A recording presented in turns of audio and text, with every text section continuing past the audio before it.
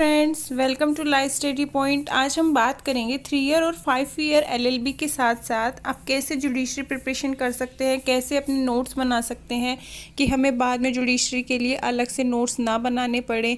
किसी किसी बच्चे का ये भी होता है कि अगर हम जैसे ही 3 ईयर लो पास करें तो हम जैसे ही कोई भी जुडिशरी एग्ज़ाम दें तो हम उसको पास आउट कर जाएं, तो हम कैसे स्टार्टिंग से पढ़ें। तो इस ऐसे बहुत सारे क्वेश्चंस थे मेरे पास, तो उन्हीं के जवाब के लिए वीडियो बनाई गई है। तो आप लो स्टडी के माध्यम से all India state judiciary preparation कर सकते हैं और लीगल कॉम्पिटिटिव एग्ज़ाम्स की प्रिपरेशन कर सकते हैं। साथ ही अगर आप अभी जैसे मान लीजिए 5 ईयर लो या 3 ईयर लो किसी भी यूनिवर्सिटी के एंट्रेंस एग्ज़ाम देना चाहते हैं तो वो भी आप दे सकते हैं। लो स्टडी पॉइंट के साथ आप प्रिपरेशन कर सकते हैं। तो चलिए अभी हम बात करते हैं कि कैसे आपको जुडिशरी प्रिपरेशन करनी है। तो वीडियो के लास्ट तक बने रहे, वीडियो को लाइक और शेयर भी करें और चैनल को सब्सक्राइब भी करें। देखिए, फर्स्ट ईयर में आपको क्या करना है, जैसे मान लीजिए जैसे 5 ईयर लो है आपकी और 3 ईयर लो है। तो अगर 5 ईयर लो है तो जैसे ही आपके लॉ से जुड़े जो भी सब्जेक्ट्स आने स्टार्ट्स होते हैं तो आपको पहले ये टारगेट बनाना है कि आपको कौन से जुडिशरी एग्ज़ाम देना है, मतलब किस स्टेट का जुडिशरी एग्ज़ाम देना है। उसी जुडिशरी एग्ज़ाम के लिए आपको सिलेबस निकालना पड़ेगा और उसी के अकॉर्डिंग आपको सारे सब्जेक्ट सेलेक्ट करने पड़ेंगे कि आपके फर्स्ट ईयर में कौन से, सेकेंड ईयर में कौन से और फाइनल ईयर में कौन से। और जैसे आपके 5 ईयर में सेमेस्टर चलते हैं तो सेमेस्टर्स में कौन कौन से सब्जेक्ट्स हैं तो उनको आपको अलग करना है। और जो वैसे ही एलएलबी के बेसिस पे हैं एग्ज़ाम्स के लिए तो उनको आपको अलग तरीके से पढ़ना है। तो हम यहाँ जुडिशरी की बात कर रहे हैं तो हम सिर्फ जुडिशरी से रिलेटेड सब्जेक्ट्स की ही बात करेंगे। यहाँ पे वो सभी जो भी सब्जेक्ट्स हैं आपके जुडिशरी से रिलेटेड, जैसे मान लीजिए फर्स्ट ईयर में आपका आया 3 ईयर लो की बात करें तो कि कॉन्स्टिट्यूशन आ गया, आपका कॉन्ट्रैक्ट आ गया। और मान लो आपको राजस्थान जुडिशरी का एग्ज़ाम देना है तो क्या होगा, वहाँ पे सिलेबस अगर हम देखेंगे तो कॉन्ट्रैक्ट भी है और वहाँ पे आपका कॉन्स्टिट्यूशन भी है। तो कॉन्स्टिट्यूशन और कॉन्ट्रैक्ट के जो नोट्स बनेंगे वो जुडिशरी टाइप्स बनाए हैं आप।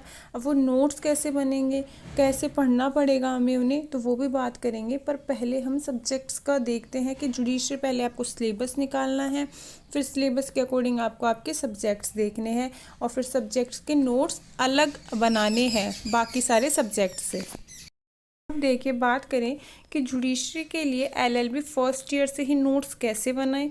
फर्स्ट क्वेश्चन तो यही आता है। तो देखिए, फर्स्ट नोटबुक में सब्जेक्ट के सबसे पहले आर्टिकल या सेक्शन हो तो वो लिखो शॉर्ट में।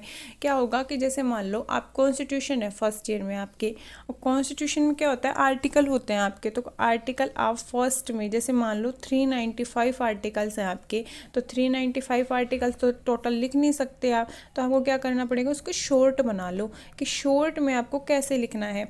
कि जैसे मान लो अगर हम मूल अधिकार पढ़ रहे हैं, फंडामेंटल राइट्स पढ़ रहे हैं, तो उसको कैसे लिखोगे कि यहाँ पे विधि की क्षमता का अधिकार है, ठीक है, इक्वलिटी बिफोर लॉ।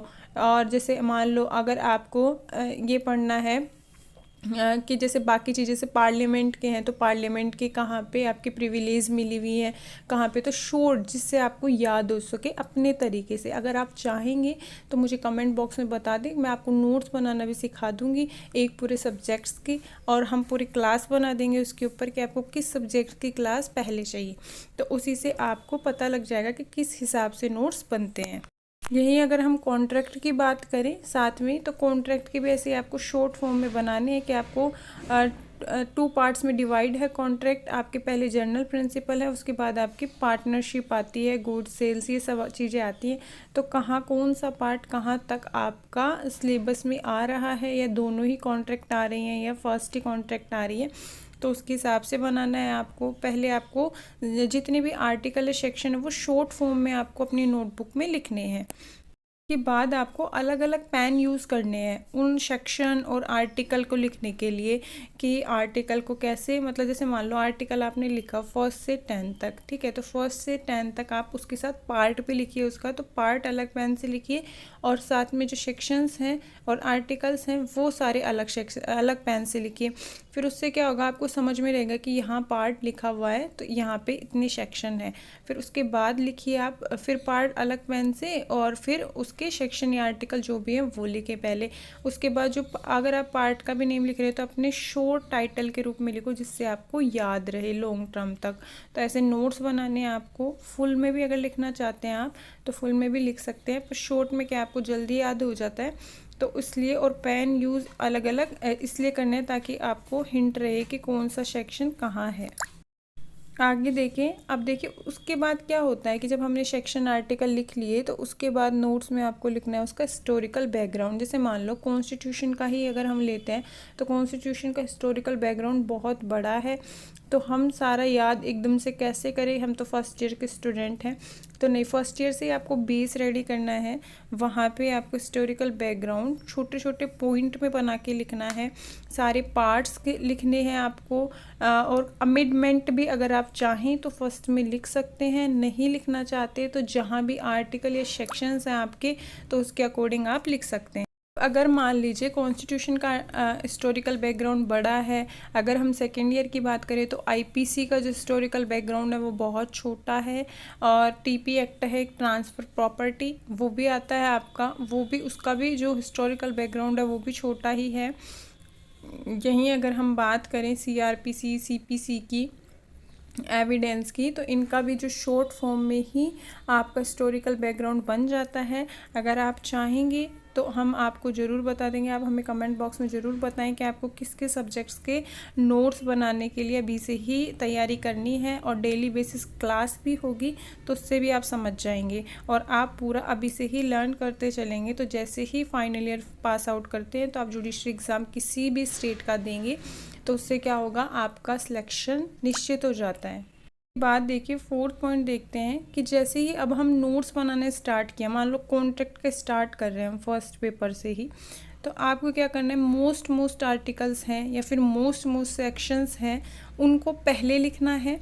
ठीक है, सेक्शन लिख दिया आपने, उसकी डिटेल्स लिखनी है पूरी अपने शॉर्ट फॉर्म में, पूरा अपने हिसाब से कि आपको कैसे उसकी जो अगर डेफिनेशन है तो कैसे याद करनी है, उसका पूरा मेन बेस दे रखा है तो वो कैसे याद करना है।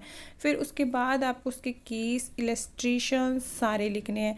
फिर उसके बाद जो अगर उसके अमेंडमेंट हुए हैं तो वो भी लिखने हैं, पर ये सारे अलग अलग पेन यूज़ होने चाहिए कि आपको टाइटल अलग से, जो उसका मेन जो अंदर का लिखोगे आप डिटेल्स वो अलग से, फिर उसके बाद जो आप केसेस लिख रहे हो वो अलग से, और फिर उसके बाद अगर आप चाहें तो इलस्ट्रेशन के लिए भी अलग पेन यूज़ कर सकते हैं, और उसके बाद अगर आप अमेंडमेंट भी हैं तो वो भी अलग से लिखना है।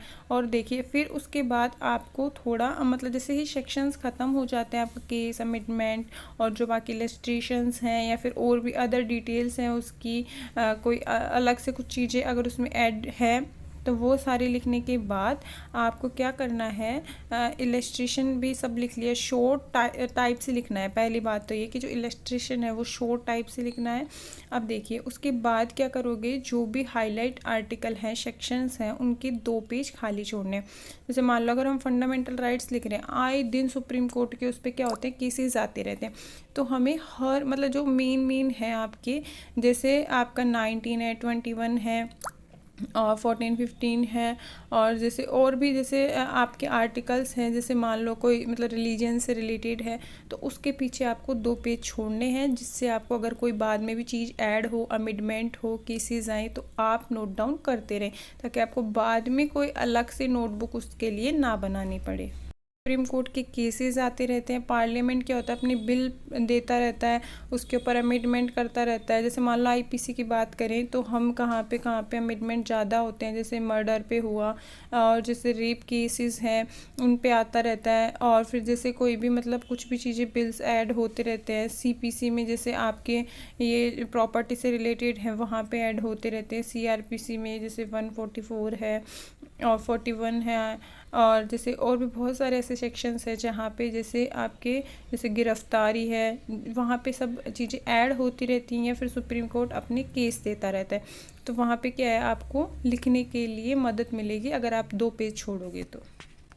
उसके बाद देखो जो अगर आप रिलेटेड क्वेश्चंस हैं, अब मान लो अगर आप जैसे आईपीसी का कर रहे हो, अब आईपीसी में आपने 1 से और 50 तक सारे सेक्शंस कंप्लीट कर लिए, तो वजह से मान लो एक पार्ट ख़त्म हुआ है, एक पार्ट लेके अगर हम चलें और वो पार्ट ख़त्म होने के बाद कोई भी किसी भी सब्जेक्ट्स का पार्ट ले लो कि हमने पार्ट फर्स्ट कंप्लीट कर लिया और उसमें इतने सेक्शंस है, तो उसी के क्वेश्चन उसके नीचे ही जितने क्वेश्चंस बनते हैं, जितनी बुक्स है, गूगल है आपका, और भी जैसे टेलीग्राम पे भी सब आजकल सब बच्चे अपडेट हैं, तो उस पर भी बहुत सारे ऐसे नोट्स रहते हैं हमारे पास कि वहाँ पे क्वेश्चंस भी होते हैं। तो वो सारे, चाहे इंग्लिश हो चाहे हिंदी हो, सारे नोट लिख लें, क्योंकि इंग्लिश में भी आपको बाद में पता लग जाता है कि किस चीज़ को क्या बोलते हैं। और हिंदी, अगर इंग्लिश मीडियम वाले स्टूडेंट्स हैं तो उनको भी हिंदी वाला भी फॉर्म पता लग जाता है कि ये क्या बताना चाह रहा है।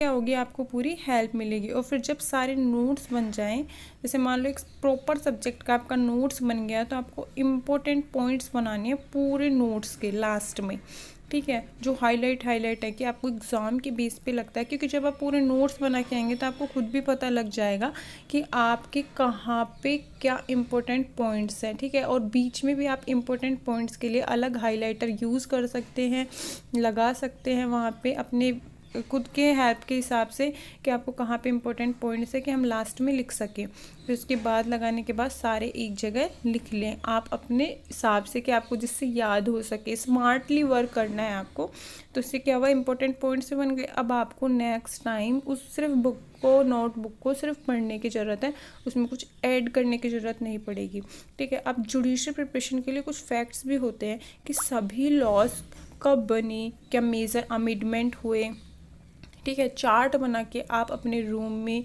या फिर उसी नोटबुक पे छोटा सा चार्ट बना के आप लगा सकते हो कि फर्स्ट में आप वही देख लें कि इसमें क्या क्या हुआ था, ठीक है। अभी सेकंड अगर हम बात करें तो सभी लॉज के एक साथ भी बना सकते हैं कि देखो लॉ क्या होती है कि जैसे मान लो आपके जुडिशियल सिलेबस के हिसाब से अपने सारे सब्जेक्ट एक साइड लिख लो, उसमें कब वो एनफोर्स हुआ वो सारी चीज़ें लिख लो। फिर उसके बाद अगर वो डेट सारी, अमेंडमेंट सारे, वो सारे आप लिख के अपना चार्ट बना सकते हैं।